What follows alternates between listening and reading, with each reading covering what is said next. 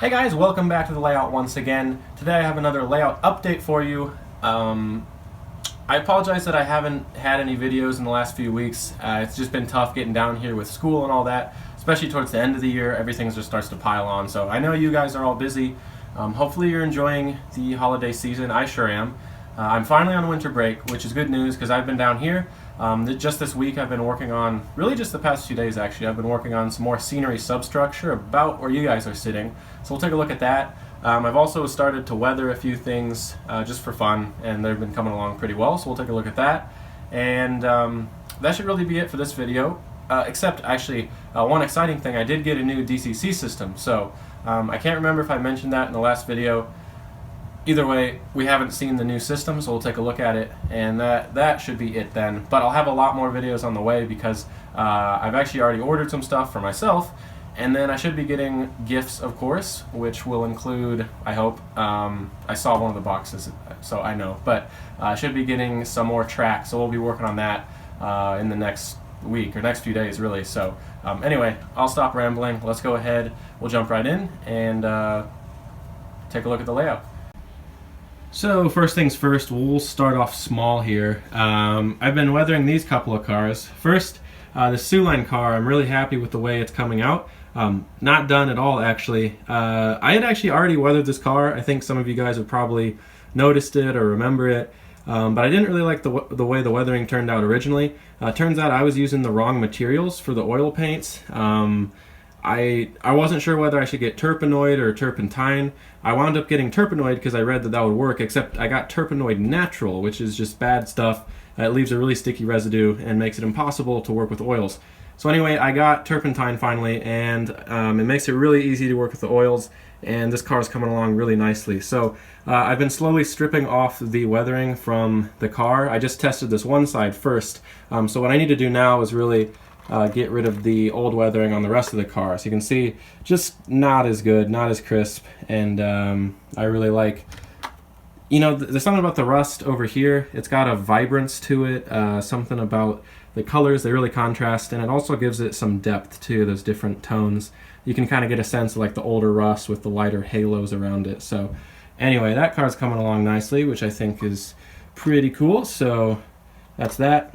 And then I also did this car recently. This is also not completed. So I ordered this. I actually thought I was getting a high cube 60-foot UP box car because I thought that'd be cool to have on a layout. But the vendor accidentally sent me this Katy car. It came in this really bright, awful red. Unless you're a Katy fan, I'm sure you guys like that. I also like red. Nothing against red. Just it was too bright and way too 70s for this layout, so I was like, I don't know if this is gonna work, but I decided I just gave it a really big fade. I don't know if you can tell, but it's a much lighter color now, almost like a faded brown. I wanted to give it like a faded brown look, so then I did the patches in like a darker brown to kind of give a little more sense of that. So I faded the car, and then I did this cool graffiti job on this side. This is the larger, more intricate one, and I made sure to paint around the reporting marks, so those are still on there. The other side also has a tag. Excuse me, sorry for the close proximity. So that is what this side looks like. So you can see the patches and then this tag. I actually really like the way this one turned out. So anyway, that's pretty cool. I have not completed the weathering on this. I've done the patches and the fading and all that, but I still got to do some grime and some rust, you know, around the hinges and the underframe, as well as the roof. So that is the weathering I've been doing. I think that's it. I feel like there was something else, but I don't think there is. So anyway, we'll move on now.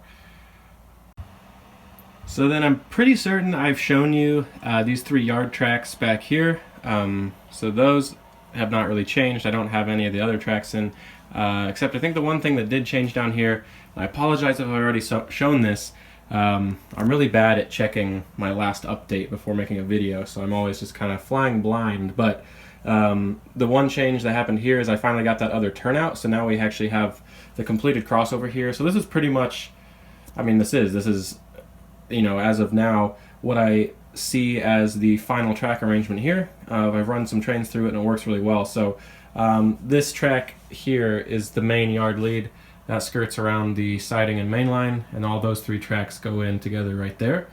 So then you can kind of see how this crossover works. You can get locomotives going to and from the engine facility and the classification tracks, which are the ones I have hooked up back there.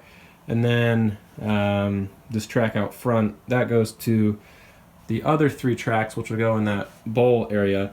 They're shorter tracks. I mean, they can also be, oh sorry, I meant to say arrival departure for those, but it doesn't really matter. They're basically all the same tracks, so they can all be kind of multi-purpose, so should get those in soon. But anyway, that's the one change up here, and that is these turnouts are in on this end of the yard. So recently I've been putting a lot of thought to scenery, and one of the things I needed to figure out was what was going to happen on this side of the layout. So this has already been touched on before, I believe. So really the plans down in this bowl haven't changed a ton. What's going to happen is we're going to have this road just kind of snake. It'll go into the backdrop before the backdrop ends, of course, and then with foam we'll build up the scenery on either side, and we'll basically just have trees through here, and maybe like a house or 2. I feel like having a little, like a house on this side, or maybe on this side, or 2 or 3, who knows. That'd be kind of cool, and you know, give each of them a driveway, kind of more like a wooded area, so that might be interesting. Of course we'll have our grade crossing here, but one of the things I did figure out was over here, if we back up some more, I think this is basically where I'm going to put our bridge. I always wanted to have a bridge over here, but this guy's kind of floated around. We've thought we would use it elsewhere on the layout at times, but I think I finally settled on putting it here. And what I want to have basically, and I've drawn it really lightly on the fascia, so you probably can't see that, but you know, a few, maybe like 8-10 inches back from where the bridge starts, we'll start to have the scenery out here just kind of taper down a little bit. And I actually want this to be kind of shallow, so you can see there's like a right angle here, and what that is, I kind of want to have like a retaining wall on either side of our river here, and I don't want it to be like a big deep river. I want it to be something sort of shallow, because what I imagine, and I've seen this some places where they have like a retaining wall maybe that's like 8-10 feet tall, and then you know, just a bunch of graffiti on there, and they usually have sort of just like a damp, muddy shoreline, so like the water doesn't come all the way up to the retaining wall. That's really just for like flood control, and typically then the actual waterway is much lower. So I know I'm really pointing to nothing right now, so it's kind of hard to see and understand before I have anything done, but the point is we'll have our river here, and I have some scenery ideas, so that'll be pretty cool. And then I'm also putting serious thought into having a passenger platform over here where I've parked these old Bachmann cars. This was my first train set, actually. But you can see I just put in, these are actually from a old warehouse, so those are not what I plan on using, but you get the idea. We'll have a platform or something there. I actually originally thought about having it out on this side, which we could definitely still do, but it works really well over there since that's a pretty, you know, just kind of like the perfect scene size between the track and then where the backdrop will go.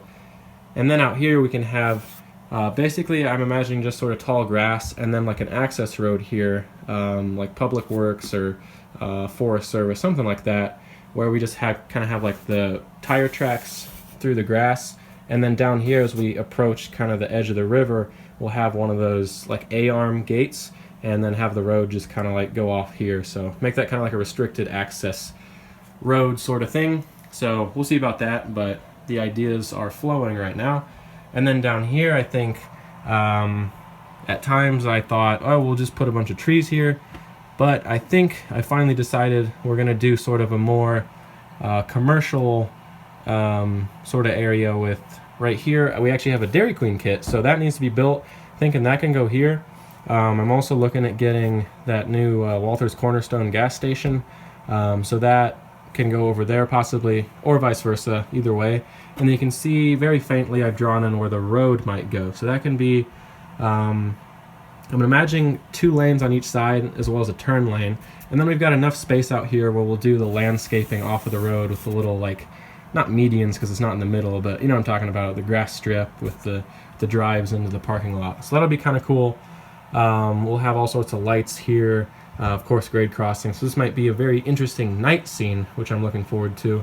And then with this parking lot, then we'll just kind of have like trees behind it, but that road, that little access road I was talking about, might tie into the parking lot over here somewhere. So it'll all be sort of connected, but we'll see. I'm really actually going to start working on scenery now. I talk a lot about it, but I don't really get to it. So actually, like over break, I'm going to start cutting out the fascia down here and prepping the bridge over there, and then filling that all in with foam, and really start to shape this scene up. And speaking of shaping up, that is exactly what's happening up here. I've been hard at work today and yesterday actually working on scenery substructure. So this is just the same method I've been using elsewhere on the upper level with our painter's paper. I'm just using hot glue to adhere that to the sub roadbed as well as the fascia.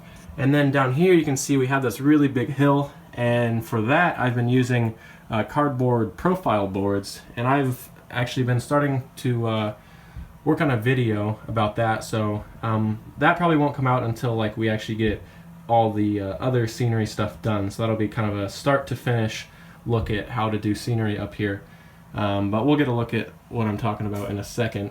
Anyway, the cool part about this is we have our tunnel here. Now keep in mind, this is not the actual tunnel portal. We'll be using a plaster one, and we'll probably make adjustments when we put it in, because I'm not sure the sizing is perfect right now, but this does give you an idea of what it'll look like, and we have enough clearance for a stat car. So I really like the whole profile of this. You can see how it just, there's a rock cut here, and it just starts to slope down, and then it flattens out, and where we see that there's a bump like right there, we will have our overpass right there, and there's an overpass at Belmont, Nebraska, which is, this is the top of the grade at Belmont, which is also the top of the grade of Crawford Hill. So we're pretty prototypically accurate there, and I really like the scenery here. So I also like having this huge hill in here. I can't step back far enough, not far enough.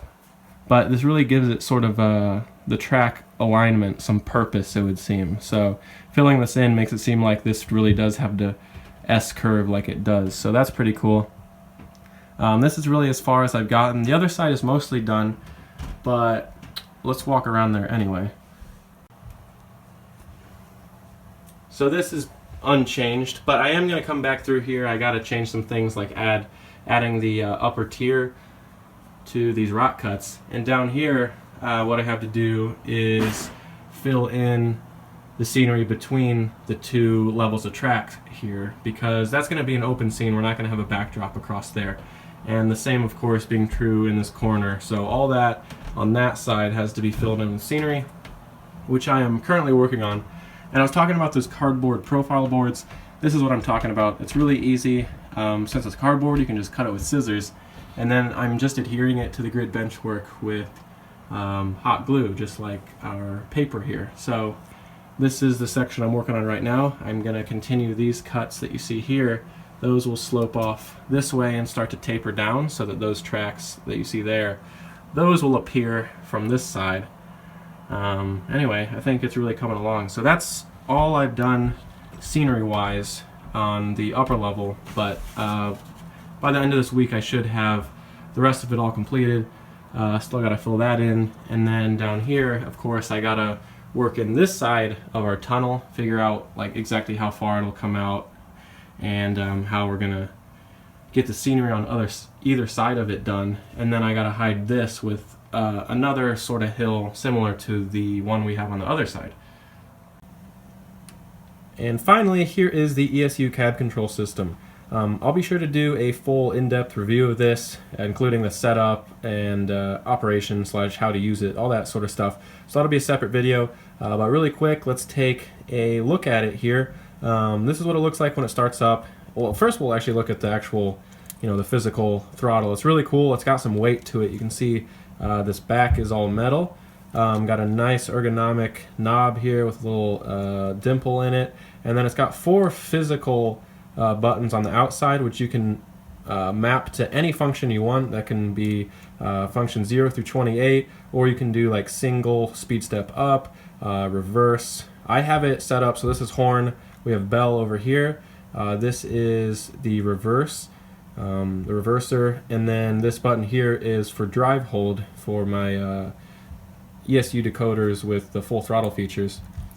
So then you can start up the app by tapping down here, and right now I have a couple locomotives. The 2 locomotives you actually saw at the beginning of the video, those are selected here, and you can scroll through your locomotives by just swiping like so, or you can swipe up at the top here. You can go through here, so you get to program them in and give them names, whatever you want, and I don't know, all sorts of really cool features. So here's the locomotive list. You can roll through that, and the ESU decoders with Railcom automatically register into the system when you put them on the track, which is pretty cool. So that is what it looks like. And then the knob up here is really cool. You can see that there's also a dial down here if you want to change the speed. So I can change it by going up here, and you'll see that down at the bottom that changes. But what's really cool is if I change this down here, it actually changes the knob up above. So that thing is motorized, which I was not expecting. So that's pretty sweet. So really that's it.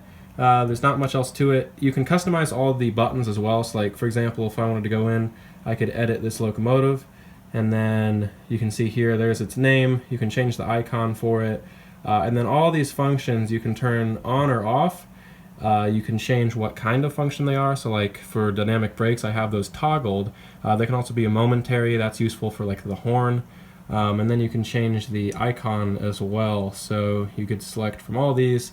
Just makes it very user friendly. And again, with the ESU Railcom equipped ones, all of that is already programmed in. So like when I put on my scale trains tier 4, it had all the functions inputted with their own icons and the proper sort of function, like toggle or momentary, the function switch type. So that was pretty cool. And really that's it. So again, I'll go into much further in-depth review of this, and then up here you can turn track power on or off by hitting that, and that's what that light does there. So that is the new system, and it's really cool, fully wireless, so I get to walk around the layout. It uses Wi-Fi, and I no longer have to plug in, which is pretty sweet. And they are also working on having a software update. The LocoNet converter, they have a physical module which you can purchase, but there's also going to be a software update which will enable with the system, and that'll allow you to use Digitrax throttles and components. So that'll be really nice when I get around to doing signaling and stuff, because I plan on using a lot of Digitrax stuff. So that is this system, and that is really all I have to show. So anyway guys, that's all I've got for this video. Hopefully you enjoyed. A few things have happened here and there that warrant an update video, but I'm going to get to work right after this. I'm going to continue the scenery substructure up over here. Also got some scenery down below that I'm going to start working on, since I finally have a vision at least of the direction that we're going with that. And that's really been the struggle, is just figuring out and committing to a concept to model, and then once that's done, it's actually pretty easy. And I've kind of been stuck recently because I'm like a little anxious. I think about, well, what do I have to do before I can get to the fun stuff? But I'm realizing now there's really not a lot to do. The stuff that stood in the way before was like the lighting, the valence, fascia, rest of the bench work, but that's pretty much done. All that's left to do, essentially, and still a ton of work, but it's the fun stuff in my book, like laying track, getting that stuff in. I have some wiring to do, of course, which is not as fun, but I at least know what I'm going to be doing. And anyway, I'll have videos on that, of course, so no need for me to foretell the future right now. So as always, guys, thank you so much for watching. Really appreciate you guys sticking around. Hopefully you guys have a great holiday season and New Year's. I'll probably see you before then, but nonetheless, enjoy your time with family and all that, and I will see you next time. So stay tuned.